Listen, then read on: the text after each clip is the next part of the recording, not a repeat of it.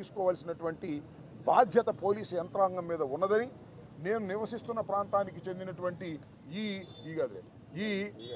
నివసిస్తున్నటువంటి ఈ ప్రాంతానికి చెందినటువంటి పోలీస్ స్టేషన్లో కంప్లైంట్ ఇవ్వాలనేటువంటి ఉద్దేశంతో మేమందరం కలిసి రావడం జరిగిందని దాని మీద తక్షణం ఇందాక నేను చెప్పినట్టుగా ఈ మార్ఫింగ్ ఫోటో చూడండి, కలర్ లేదు, ఈ మార్ఫింగ్ ఫోటో చూడండి, జగన్మోహన్ రెడ్డి గారి మార్ఫింగ్ ఫోటో.